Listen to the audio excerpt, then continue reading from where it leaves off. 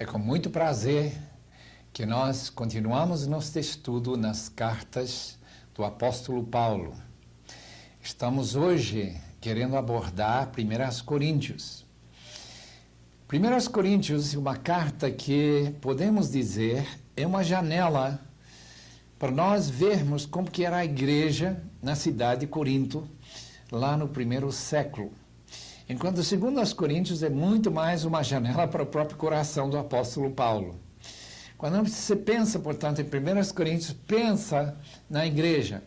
E especialmente em quantos tipos de problema um pastor como Paulo, que era também pastor além de apóstolo, tinha que enfrentar enquanto ele trabalhava com aquela igreja recalcitrante e difícil. Quanto à autoria de 1 Coríntios, gostaria de mencionar a evidência, primeiramente, externa. Isto é, referências a 1 Coríntios que existem entre os pais da igreja e as primeiras fontes. Interessantemente, 1 Coríntios é a primeira carta e livro do Novo Testamento mencionada por um autor da Antiguidade. Neste caso, Clemente de Roma, que também escreveu sua carta aos Coríntios e menciona que Paulo tinha escrito uma carta aos Coríntios. Então, é a primeira menção de algum livro do Novo Testamento, é a primeira aos Coríntios. Policarpo, aquele pastor da igreja de Esmirna, que foi queimado na estaca em 155, ele menciona que Paulo era o autor de 1 Coríntios. Os dois cânones de Márcio, aquele herege meio gnóstico, 140 anos depois de Cristo, e também o cânone de Muratori, 170 anos depois de Cristo, menciona 1 Coríntios como parte do cânon do Novo Testamento. Agora, a evidência interna é muito forte também, não é só lá fora. Nós temos, por exemplo, a carta começa com a primeira palavra, é Paulo, chamado pela vontade de Deus para ser apóstolo de Jesus Cristo. Paulo coloca seu nome, então, na carta. As referências pessoais de Paulo harmonizam muito bem com o livro de Atos. Nós encontramos, por exemplo, 1 Coríntios 1:12, que harmoniza com Atos 19, versículo 1, onde que Paulo estava. Ele diz, refiro-me ao fato de que da casa dos que vêm dizendo, eu sou de Paulo, eu sou de Apolo, eu de Cefas e eu de Cristo. Como que é isso? A referência ao Apolo, ele é mencionado também por Paulo e por Atos 19:1. 1 Coríntios 4:17 com Atos 19, versículos 21 a 22, onde Timóteo é enviado de Éfeso a Corinto, sem dúvida para ajudar a igreja a melhorar. Esta carta foi preservada mesmo sendo uma carta que condena a igreja. Imagina uma igreja mandada para a igreja evangélica de São Paulo e ter tanta condenação como tem em 1 e também em 2 Coríntios. A gente talvez queria jogar no lixo, mas como essa carta era escrita por Paulo, tão importante, fundador e apóstolo, os irmãos de Corinto seguraram essa carta e não jogaram fora. Está entre as epístolas que nenhum erudito que eu saiba hoje em dia, erudito sério, estudioso do Novo Testamento, rejeitaria. Nós podemos ter bastante certeza, como Renan, que era bem liberal e modernista, diz a respeito das 4 cartas de Paulo, Romanos, 1 e 2 Coríntios e Gálatas, aquelas primeiras 4 cartas de Paulo são as cartas que ninguém poderia se duvidar ou rejeitar, são incontestáveis. Ninguém fará argumento nunca para argumentar que outra pessoa escreveu do que o próprio apóstolo Paulo. Falemos agora um pouquinho sobre a cidade de Corinto. A cidade era um centro comercial de grande importância no Império Romano. Era um porto muito significativo. o porto ficava no lado oeste de uma pequena garganta, istmo, que separava o leste do mar para o oeste, para os navios não ter que descer até o sul e passar pelo sul do Peloponese, aquela região que se chamava Acaia, sul da Grécia. Então eles colocavam, tiravam a mercadoria dos navios e carregava para o outro lado, uns 13 quilômetros apenas. Hoje em dia, tem um canal que cruza aquela pequena garganta que qualquer turista pode chegar lá a ver. Então, isso deu para Corinto uma importância tremenda. Mas também deu um outro elemento que a cidade se tornou famosa por causa do sua imoralidade. Corintiazomai quer dizer se tornar como Coríntio, seria viver imoralmente. E havia relacionado com aquele templo de Afrodite, deusa de amor, mas 1000 prostitutas durante algum bom tempo. Havia também muitas prostitutas masculinas. Era muito ligado à própria religião em Corinto. Corinto era uma cidade muito pagã, mas também tinha muitos judeus por causa do comércio. Nós, então, encontramos aqui uma cidade grande, uma das maiores do Império Romano. Alguns calculam que tinha entre 100 a 300 mil habitantes para uma cidade que não tinha transporte nem eletricidade. A gente tem que usar pé, cavalo e charreta para chegar a qualquer lugar. A gente percebe que uma cidade desse tamanho seria uma coisa bem rara, mas era uma das cidades maiores entre as cidades do Império, junto com Antioquia e Alexandria e a própria cidade de Roma, que era maior. Então, esta cidade era imoral, uma cidade onde havia muita cultura grega. Paulo diz que quando ele chegou lá, ele chegou com temor e tremor. Lembremos que não havia ainda igreja nenhuma, o evangelho era completamente desconhecido e Paulo chegou lá, diz capítulo 2, com temor e tremor para aquela cidade. Não porque Paulo não tinha inteligência, mas porque ele sabia que ele não ia pregar com aquela retórica que era tão apreciada pelos gregos. Os gregos gostavam muito daquela sabedoria de usar palavras importantes e grandes, usar um estilo de retórica muito importante, como tinha sido consagrado por Demóstenes. E Paulo não veio assim, ele veio para pregar simplesmente a Cristo e a Ele crucificado. O que ele fez quando ele começou a igreja em a sinagoga lá de Corinto. Estamos pensando no ano 50 ou 51 depois de Cristo. Justamente nos meados do primeiro século, Paulo está chegando sozinho. Lembra que ele deixou Silas e Timóteo lá no norte, na Macedônia, e ele está lá sozinho. Nesta segunda viagem missionária, ele estava bem abatido e bem inseguro. Hospedou-se na casa de Aquila e Priscila, talvez expulsos de Roma pelo decreto de Cláudio em 48. Estamos lá, então, 2 a 3 anos depois. E ele começa a sua pregação na sinagoga judaica.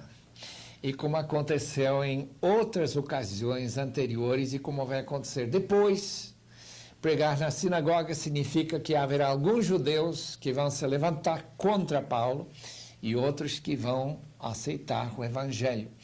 Especialmente aqueles chamados tementes a Deus, que seriam os gregos, que gostavam da sinagoga, que creram no monoteísmo, no Deus único, que aceitaram a Bíblia como a palavra de Deus e começaram a orientar sua vida segundo a Bíblia, mas não guardavam a lei. Então a pregação de Paulo seria para eles muitíssimo importante e muito gostoso de saber que eles podiam ter perdão pelos seus pecados, mesmo não se envolvendo com aqueles sacrifícios e todos os outros rituais que o judaísmo requeria. Então eram aqueles amigos de Deus. Quando a igreja estava começando, Silas e Timóteo chegam para ajudar Paulo, trazendo boas notícias de Macedônia, em 1 Tessalonicenses capítulo 3, versículo 6. Tessalônica era uma cidade importante na Macedônia. Após a oposição da parte dos judeus, Paulo se separa da sinagoga e começa a pregar quase exclusivamente para os gentios. A igreja se reunia na casa de Tício Justo, e também se converteu Crispo, uma pessoa da sinagoga, em 1 Coríntios 1, versículo 14. Houve perigo e deve ter sido ocasião em que Aquila e Priscila arriscaram suas vidas em favor de Paulo. Nós encontramos essa referência em capítulo 16, versículo 3 de Romanos, que Aquila e Priscila se arriscaram para salvar a vida de Paulo. O que aconteceu lá em Corinto? Seria aquela ocasião em que Paulo foi levado ao tribunal de Gálio, que era o procurador, o governador da Caia, já que a cidade de Corinto era a capital, e que eles queriam que ele condenasse ele ou à prisão, ou talvez à morte. E como eles não conseguiram, talvez alguém teve a ideia de matar o apóstolo. E Aquila e Priscila não importaram em arriscar suas vidas para salvar a vida do apóstolo. Nós encontramos em Atos 18, versículo 9, que Deus encorajou Paulo, especialmente para não se calar, não parar de pregar o evangelho em Corinto. Ficou lá ministrando 18 meses, 1 ano e meio. Atos 18, versículo 11, fala sobre isso. A igreja teve seu auxílio do pregador e mestre Apolo, que veio provavelmente de Alexandria, e que foi ajudado. Ele era bem talentoso na comunicação, no ensino, e Aquila e Priscila ajudaram ele a entender melhor o evangelho, com certeza, o que eles tinham aprendido junto com Paulo. Paulo humildemente reconhece o dom de ensino que este amado irmão Apolo teve. Ele diz que ele mesmo plantou, Paulo plantou, mas que Apolo regava. É uma maneira pitoresca, em capítulo 3, dizer que Apolo dava crescimento à igreja através do ensino da palavra para eles. E nós sabemos que uma das divisões da igreja de Corinto foi justamente aqueles que achavam que Paulo era menos importante do que Apolo, e davam a Apolo aquela importância toda especial de ser o líder máximo, como outros deram para Pedro e ainda outros deram para o próprio Senhor Jesus Cristo, achando que ele era a pessoa que deve ter a primazia. Interessante como a igreja se dividiu em 3 partes. Em 2 Coríntios encontramos judeus que se vangloriavam em ser israelitas, 2 Coríntios 11, versículo 22, e que claramente não respeitavam o apóstolo Paulo. São aqueles opositores e inimigos, eram detratores, aqueles que falaram mal do apóstolo Paulo. Seriam aqueles que estavam seguindo Pedro, aqueles do grupo, a divisão de Cefas, outro nome do apóstolo Pedro. Nós não sabemos. Paulo nunca identifica claramente quem eram esses opositores. Teriam sido fariseus que vieram de Jerusalém, cristianizados, mas não totalmente, sempre discordaram da maneira que Paulo ensinava o evangelho de graça e não precisar guardar a lei de Deus. Qual a data e ocasião que levaram Paulo a escrever esta maravilhosa carta que tanto nos ajuda através de suas explicações? A igreja foi fundada na segunda viagem missionária cerca do ano 50 e 51. Já falamos isso. Isso baseado na informação do tempo em que Gálio foi governador da Acaia e diante de quem Paulo foi levado pelos judeus para ser condenado. Gálio, que era o irmão de Sêneca, não fez nenhuma questão de absolver ou condenar Paulo. Ele simplesmente achava que era um negócio religioso com o qual ele não se interessava. Interessante que Sêneca era um estoico, filósofo. Não sei se ele teria se interessado ainda mais. Como já dizemos, Paulo passou 18 meses em Corinto. Ele passou mais tempo em Corinto e Éfeso, das cidades onde ele evangelizou, indicando que ele dava para Corinto uma importância muito grande na divulgação do evangelho, particularmente naquela província de Acaia, ao sul da Grécia.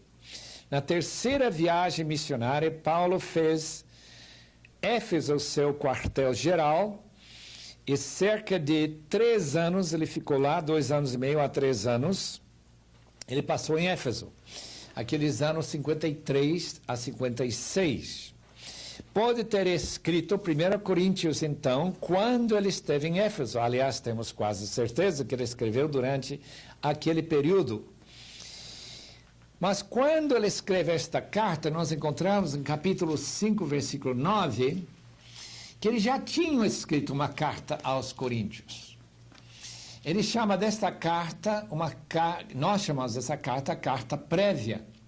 Já em carta vos escrevi que não vos associasseis com os impuros.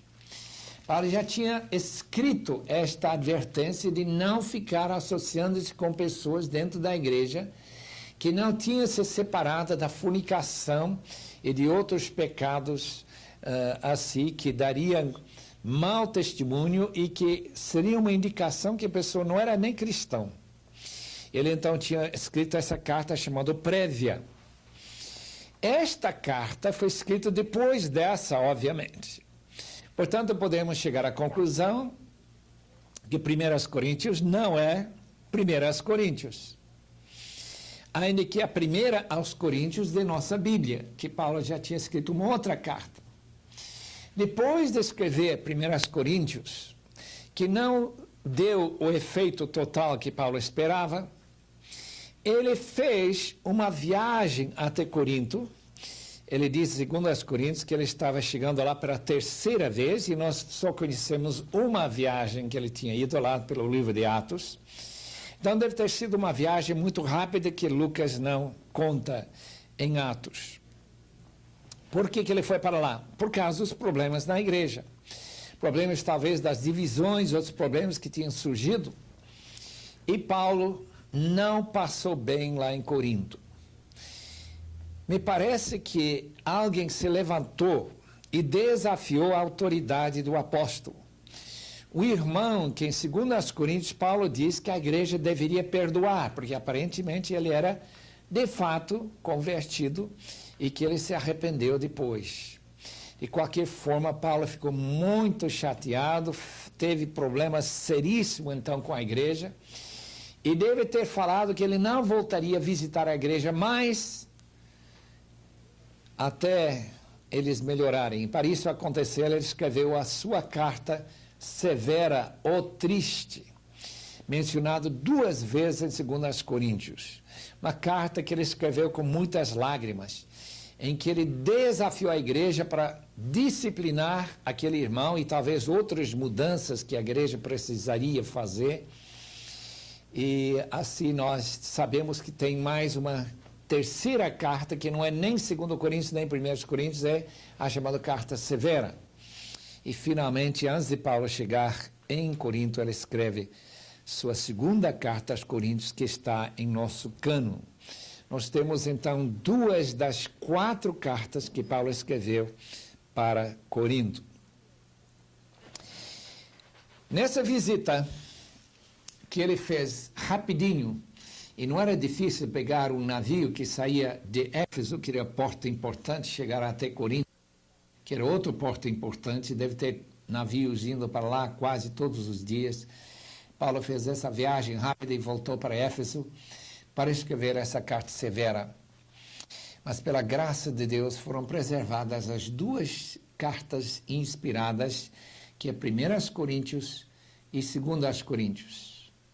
Lembremos então que a data de 1 Coríntios está entre o ano 53, 54, possivelmente 55, enquanto 2 Coríntios foi escrito lá para o ano 56, antes de Paulo chegar em Corinto pela última vez, que nós sabemos.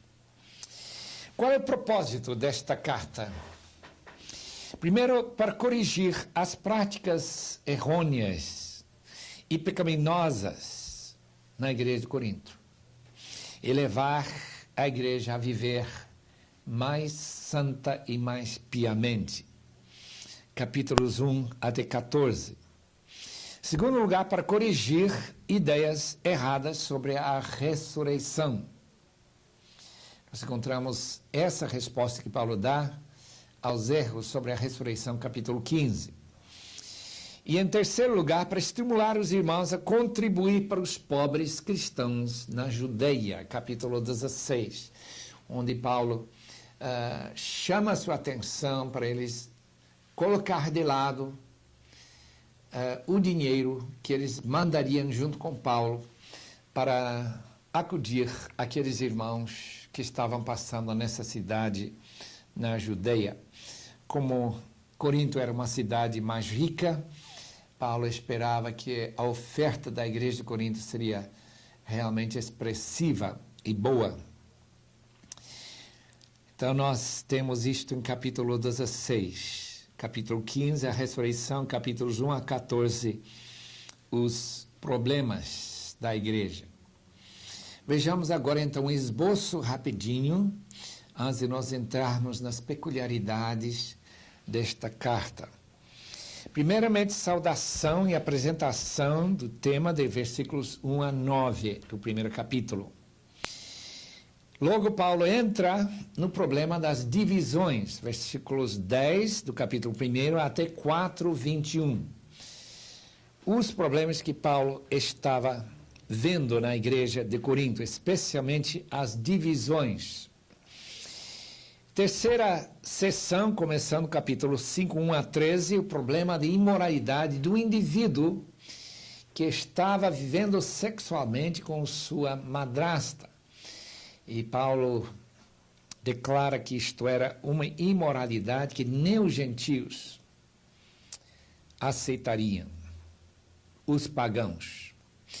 Depois ele passa para o problema do litígio entre crentes em Corinto, uma coisa que também Paulo acha absolutamente impossível, que o crente não encontrasse um outro irmão na igreja que podia decidir, já que Paulo sempre olhava para a igreja como família, e levar um caso para um tribunal pagão e deixar um pagão que nem entende sobre a natureza da igreja, habitada pelo Espírito de Deus, Paulo condena demais esta ideia que os cristãos levariam um caso de tribunal para um juiz não cristão. Depois entra nessa área de prostituição. Aparentemente, como era tão comum a prática da prostituição, naquela época, na Grécia, isso até os romanos faziam referência a essa imoralidade dos gregos, e especialmente na cidade de Corinto. Mesmo depois de Paulo ter saído da igreja, alguns irmãos estavam se prostituindo. E Paulo então trata desse problema em capítulo 6, 12 até 20. Depois ele entra nas perguntas que foram levantadas pelos irmãos em Corinto sobre o casamento e sobre o relacionamento entre homem e mulher. E nós encontramos ensinamento tremendamente interessante nesse capítulo 7. Depois ele passa para a pergunta sobre comer carne oferecido aos ídolos, no capítulo 8, versículos 1 até 11. Depois ele trata de uma parêntese sobre sustento de obreiros, particularmente seu próprio sustento. Depois ele entra numa outra parêntese sobre aplicação, isso no capítulo 9. Depois ele entra em outra aplicação do Antigo Testamento à vida dos cristãos, capítulo 10, versículos 1 até 13. Depois surge a questão de traje certa para as mulheres, capítulo 11, versículos 2 a 16. Isto é, traje correto para o culto, quando a igreja se reunia. Depois ele entra no problema da desordem no culto, na ceia do Senhor, e aquela reunião que a igreja celebrava, uma festa de amor entre os irmãos. Paulo condena terminantemente a maneira que a igreja de Corinto celebrava a ceia e esta festa de amor. Era quando os irmãos vinham para celebrar, não somente a ceia, mas também de comer juntos. E alguns dos mais ricos, que não tinham que ficar trabalhando até as altas horas, vinham e começaram a comer e deixaram nada para os mais pobres e aqueles que, os escravos que tinham que trabalhar até bem tarde. Paulo diz, tomar a ceia desta forma é prejuízo e não reconhecer ou discernir o corpo de Cristo.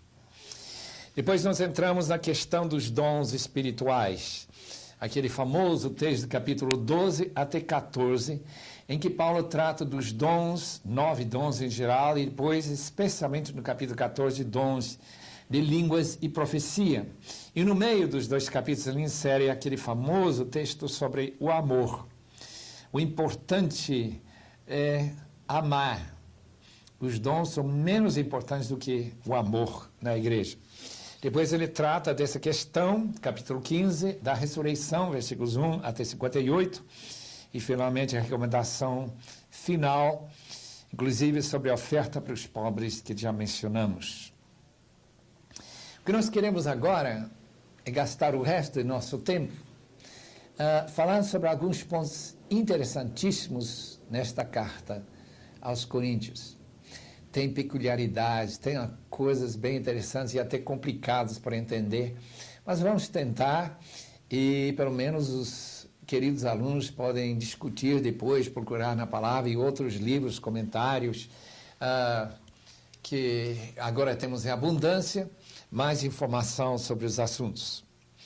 Primeiro ponto, versículo 13 do primeiro capítulo diz assim, agora Cristo está dividido. Deu para entender? O que ele está levantando é a pergunta se a igreja se divide. Então, isto é uma maneira de despedaçar o próprio Senhor da igreja, que é o Senhor Jesus Cristo. Por quê? Porque Cristo está de tal forma identificado com a igreja como seu corpo, que quando se divide a igreja, se despedaça irmão de irmão e fazer, como em Corinto, 4 grupos, seria igual a pegar um machete, uma faca e cortar Cristo em 4 partes. Cristo não pode ser dividido. Há um outro texto importante no capítulo 12, versículo 12, que diz, assim também é Cristo. Enquanto a tradução que eu tenho aqui, com respeito a Cristo, mas no original é, assim é Cristo. Cristo, de alguma forma, pode ser chamado a igreja. Isto é uma característica de Paulo, tal como Jesus fala também em João 15 sobre a videira verdadeira é Cristo, mas os ramos que fazem parte da videira são os irmãos, é a igreja. Segundo ponto, Paulo não achava importante que ele batizasse as pessoas que ele ganhou, ou as pessoas que aceitaram o Senhor Jesus quando ele pregava. Ele deixava qualquer pessoa batizar, ele tinha dificuldades em lembrar quem ele tinha batizado na igreja de Corinto. Dou graças a Deus porque a nenhum de vós batizei, exceto Crispo e Gaio.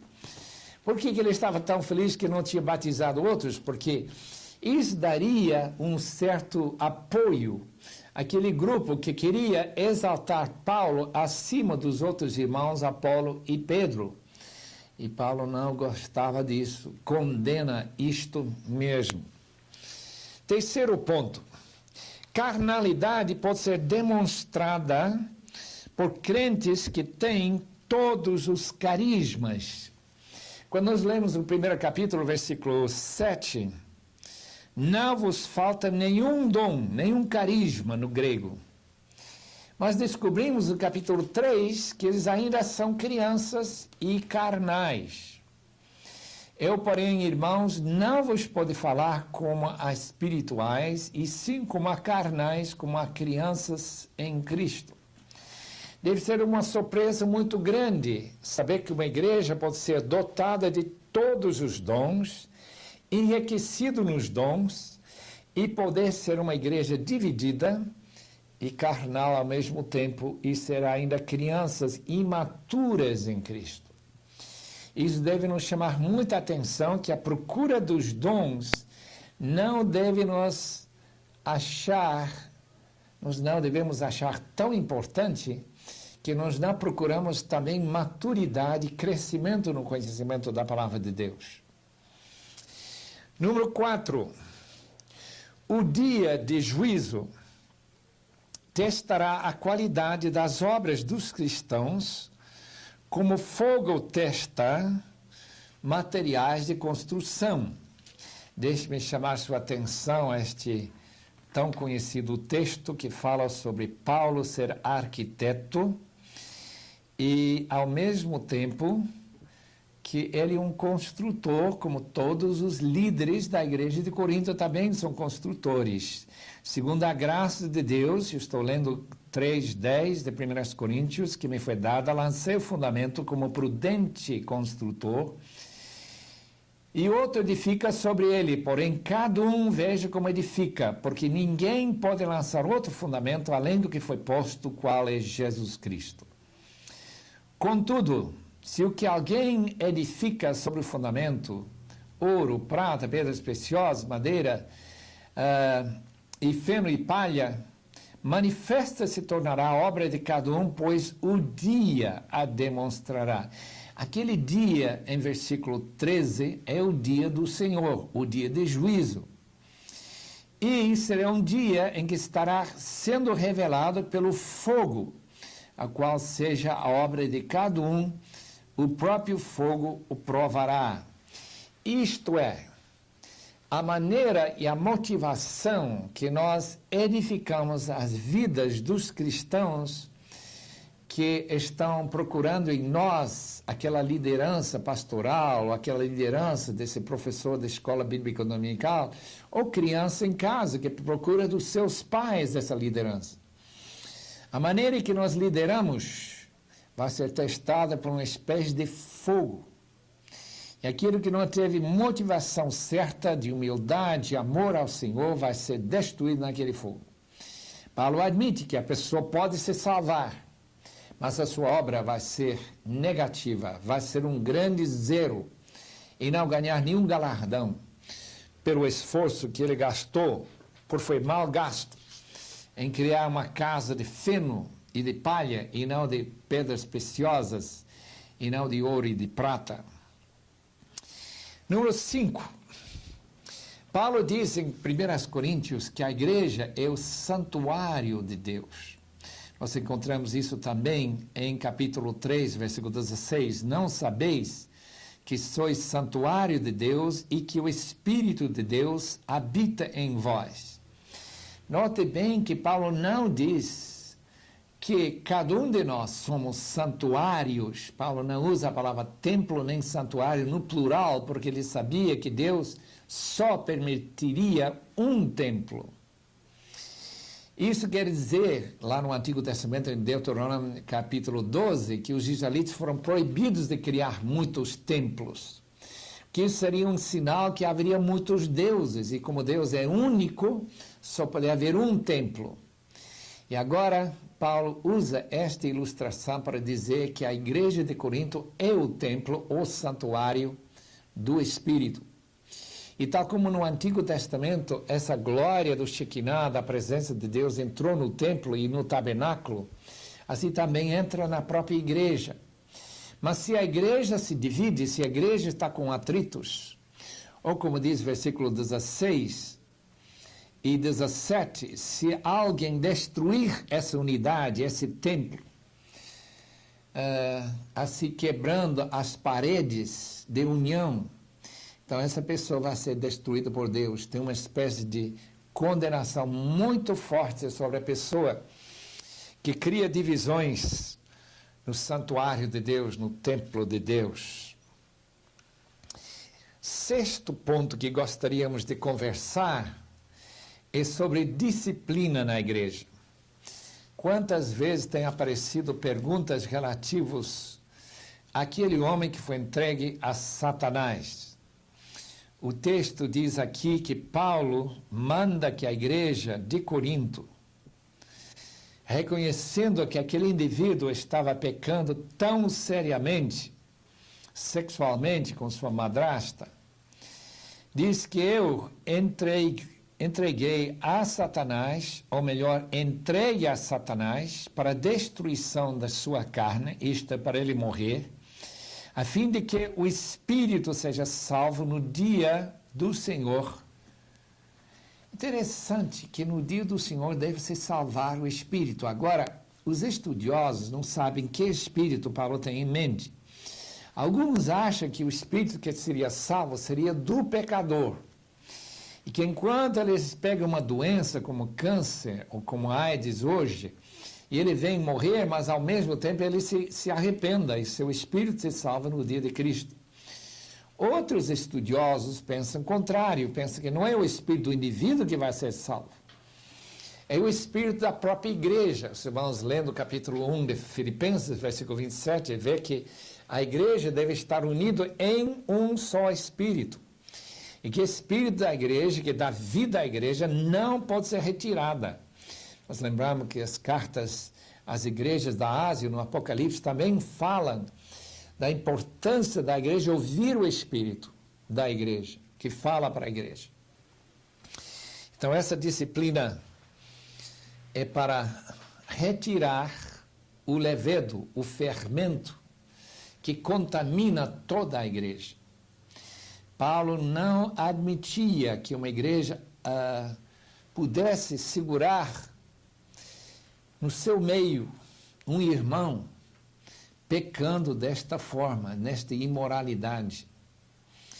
E hoje em dia a exclusão de certos irmãos até eles se arrependerem e mostrarem frutos de arrependimento tem sido o sistema de disciplina normal em nossas igrejas. Só que tem muitas igrejas que não estão disciplinando os seus membros. Somos como aqueles pais que permitem que seus filhos façam qualquer coisa sem eles mexerem com os filhos, achando que em tempo eles vão melhorar. Paulo não admite esta maneira de cuidar da igreja. Não sabeis que um pouco de fermento leveda a massa toda, isto é, que destrói a igreja toda, contamina, deixa o pecado ser o pecado dos outros. Há uma solidariedade na igreja. Se um membro peca, então todos estão envolvidos com aquele pecado até aquele membro ser retirado. Nós já falamos sobre litígio e casos de tribunal que os irmãos de Corinto estavam processando os seus irmãos. Amados irmãos, isso acontece hoje também, e nós temos que ter muito cuidado que nós não estejamos desobedecendo o claro ensino da palavra de Deus. Paulo chega a dizer nesse capítulo 6, é melhor ser lesado e perder alguma coisa material, se no fim a igreja se manter com bom testemunho. E aquele irmão que pecou, que errou, que está sendo processado, seja perdoado, e que ele possa, de fato, continuar na comunhão da igreja. Naturalmente, há casos em que a pessoa mostra-se claramente que ele nunca foi convertido. É uma pessoa que não se arrepende. E nós, então, podemos tratar, segundo Mateus capítulo 18, 15 a 18, essa pessoa como incrédulo. E Paulo não condena levar o incrédulo a processo de tribunal, já que tem incrédulos que às vezes realmente têm aproveitado. Temos que ter cuidado disso também, claro, porque talvez nós poderíamos ganhar aquele incrédulo para Cristo. Em oitavo lugar, queremos dizer, capítulo 6, versículos 19 a 20, diz que o pecado de imoralidade, de fornicação ou de prostituição é diferente de qualquer outro pecado que nós cometemos, porque é um pecado contra o corpo. E Paulo usa uma linguagem muito forte para dizer que como seria possível que o membro de Cristo pudesse se unir a uma meretriz, levá-la para um motel hoje em dia. Como que ele pode levar Jesus Cristo? Porque ele é membro de Cristo, então Cristo vai para onde ele vai. E Paulo usa esse argumento, que essa pessoa tem que ser cortada de Cristo, porque ele está pecando contra o corpo de Cristo. Pode ser o corpo de Cristo como a igreja, como ele está pecando contra o seu próprio corpo. Temos de ter sempre em memória, em nossa mente, que a igreja é santuário do Espírito Santo, 6, 19 a 20. Nono lugar, existe um dom, capítulo 7, versículo 7, de celibato. A Igreja Católica tem exigido que os seus sacerdotes não casem. Não é o caso das igrejas, nem na época de Paulo, porque nós sabemos que Pedro é casado. Ele fala isso no capítulo 9 de 1 Coríntios. Então, este dom de celibato que Paulo tinha era o dom de não precisar ser casado. E Paulo coloca em capítulo 7 várias vantagens de ter este dom para o ministério, particularmente o ministério missionário. Então, a gente vai para lugares muito complicados e difíceis, onde levar a esposa e os filhos podia trazer grandes transtornos para eles.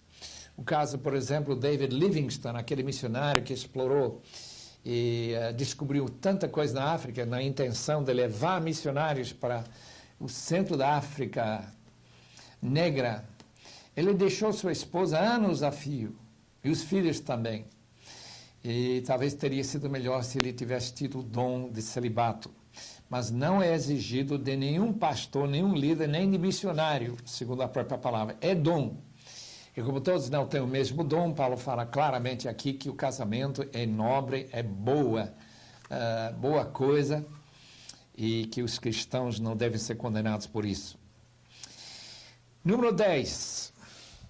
Se uma crente abandonar seu marido, ou um crente abandonar a sua esposa, eles não devem casar de novo na esperança de recasar ou reunir com aquele irmão. Mas, se o não cristão, um pagão, porque quando uma pessoa do casal, um cônjuge se converteu e o outro não se converteu, Paulo diz que haveria casos, e com certeza tem havido muitos casos, do não cristão, do incrédulo, se afastar de sua esposa ou marido cristãos. Nesse caso, Paulo diz que a pessoa fica livre.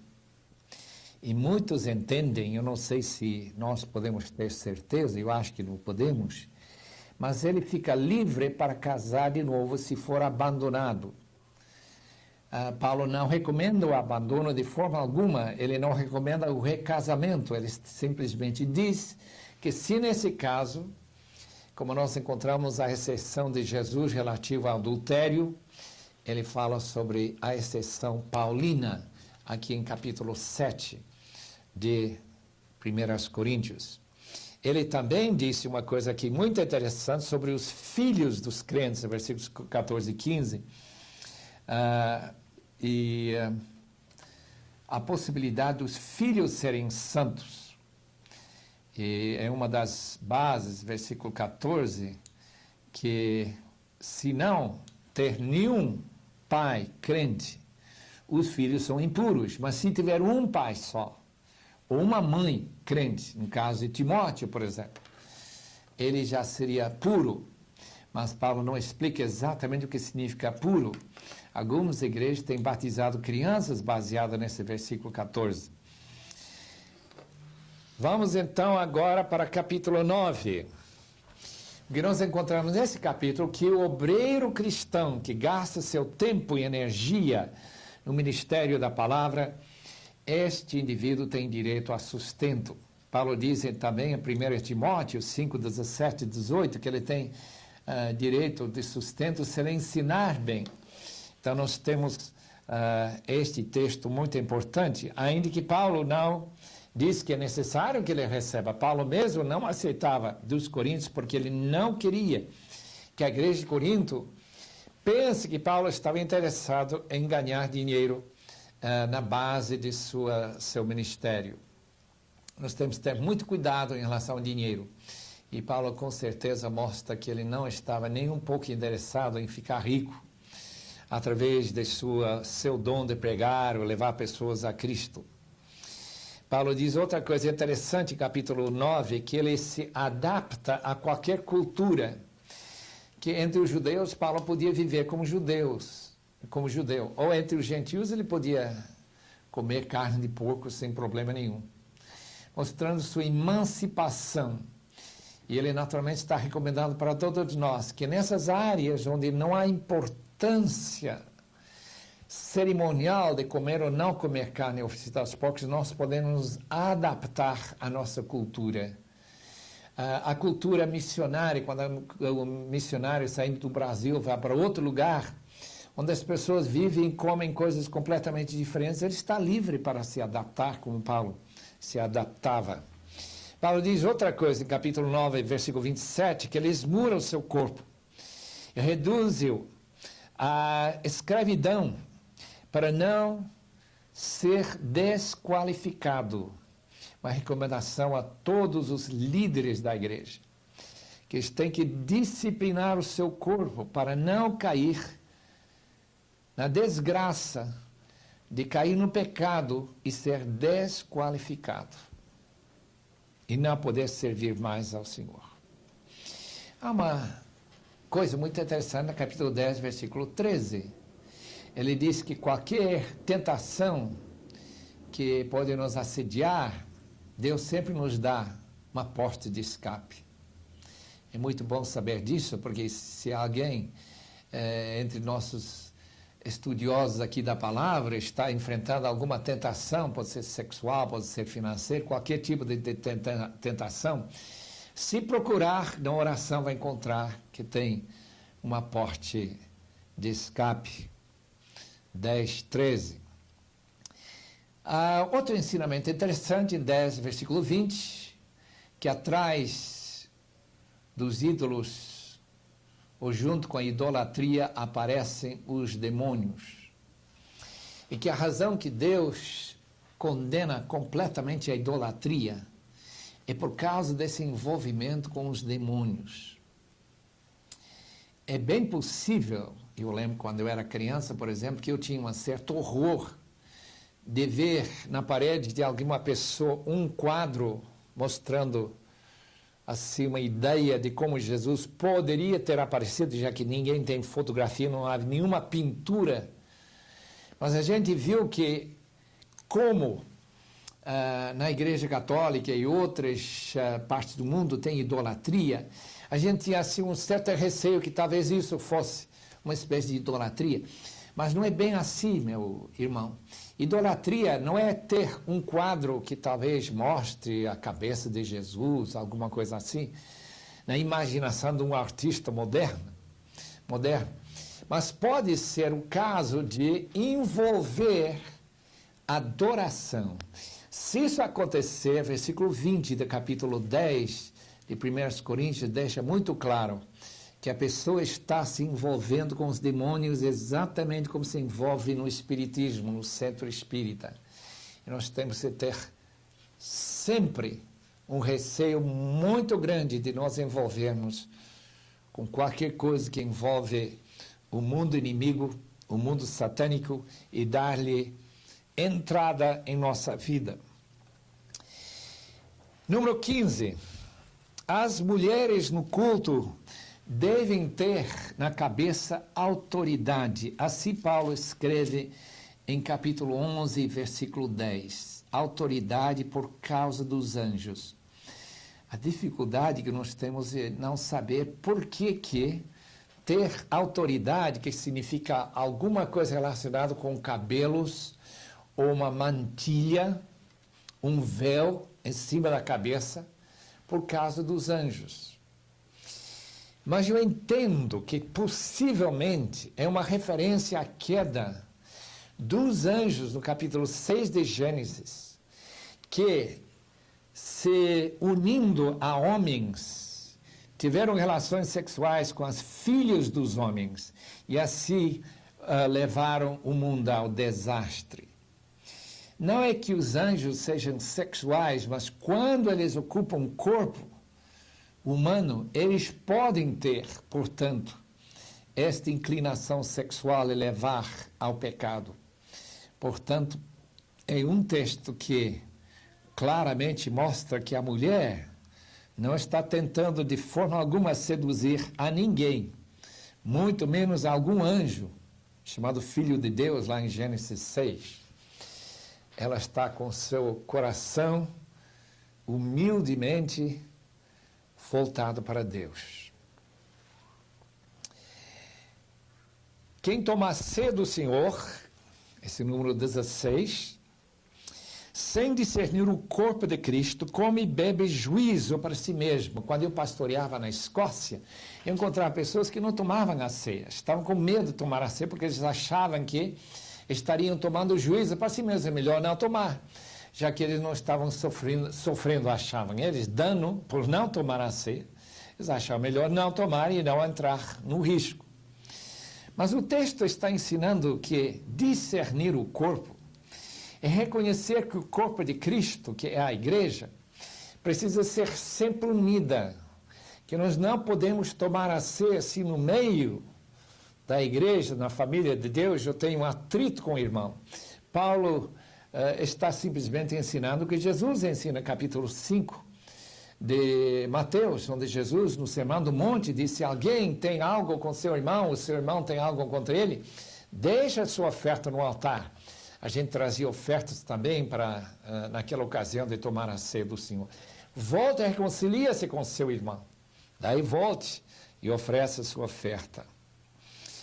Então, a maneira de evitar tomar juízo para si mesmo é ter certeza que seu coração não está abrigando algum pecado, ou algum atrito, algum ódio, algum ressentimento contra outro irmão, mas que nós perdoemos.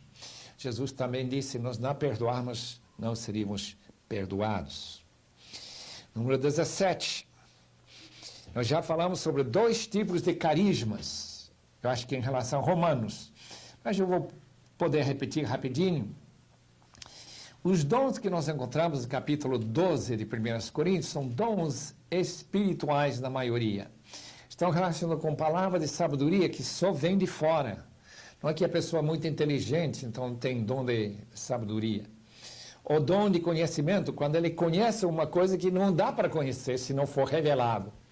Dons de cura, dons de profecia, dons de fé, de crer, para Deus remover montanhas. Esse tipo de dom, tudo é ministrado por o que ele chama em capítulo 12, dom espiritual, em capítulo 14, versículo 32, se não me engano, onde fala de os espíritos dos profetas, isto é, os anjos que ministram para a pessoa que tem o seu dom, para ele poder utilizar esse dom para a glória de Deus, para receber uma informação da parte de Deus. E Paulo diz que quando ele ora com o seu espírito, que talvez uma referência ao dom de línguas. Nós sabemos que Jesus falou em Mateus 18, versículo 10, que os anjos dos pequeninos, são os novos convertidos, sempre estão vendo a face do Pai no céu. Então estão esperando instruções, né, para serem enviados para servir aos santos, como diz Hebreus 1:14.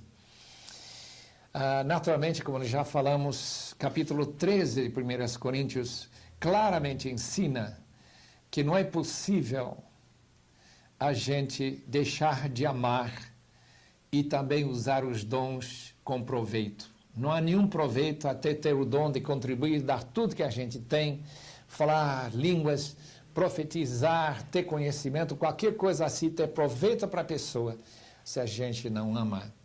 Esse amor divino é chamado agape, esse amor que Deus coloca no coração pelo seu santo e poderoso Espírito.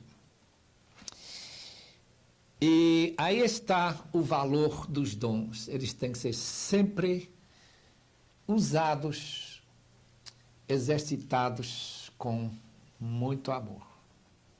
Isso é uma exigência da parte de Deus. Nossa última palavra é sobre capítulo 15 e versículo 8. Nós encontramos Paulo dizendo que Jesus tinha aparecido para várias pessoas, mas depois ele apareceu para ele. E a maravilha esta, meus irmãos, é que Paulo é apóstolo mesmo sem acompanhar a Jesus como os outros discípulos.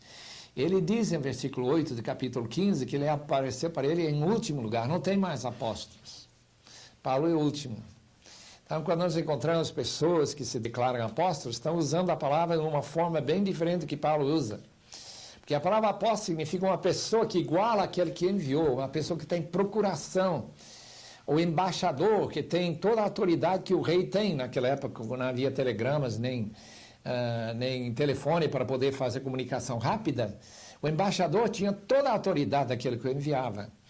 Em Paulo era esse tipo de apóstolo. Por isso que ele coloca essa palavra no início de quase todas as suas cartas, para lembrar-nos de que ele tinha uma autoridade muito especial. E a última pessoa a ter essa autoridade é o apóstolo Paulo. A Igreja Católica realmente, biblicamente, não tem base para passar essa autoridade para os papas, uma série de papas na história da Igreja. Não tem essa base. Não sei se poderia recomendar a Bíblia Share para algumas sugestões, as anotações aqui no fim da página. Temos aqui o livro do Dr. Merrill Tenney, que gostaríamos de recomendar para as pessoas lerem, para ganhar muito conhecimento. Temos a Vida e Cartas de Paulo, que é um curso que a gente pode fazer em casa, um curso programado, publicado pela editora Vida Nova, são 5 volumes. E temos também Visão Panorâmica, que tem um estudo sobre 1 Coríntios. Assim, um estudo bem rápido, como nós fizemos, examinar as Escrituras, o último volume do Novo Testamento, novo dicionário da Bíblia, novo comentário da Bíblia, manual bíblico. E, naturalmente, tem um comentário, aquelas bolinhas azuis, comentário e introdução sobre 1 Coríntios também. Espero que os alunos tenham muito gosto, como eu tenho tido no estudar esta carta maravilhosa. Tem tanta coisa que não deu para falar. Deus os abençoe ricamente. A melhor maneira de estudar a Bíblia é seguindo um método seguro e fácil. Conheça os conselhos de James Braga em Como Estudar a Bíblia. Este livro vai fazer diferença nos seus estudos. Adquira-o nas livrarias evangélicas ou pelo telefone 0800 17 20 85. Disse Jesus: Ide e ensinai a todas as nações.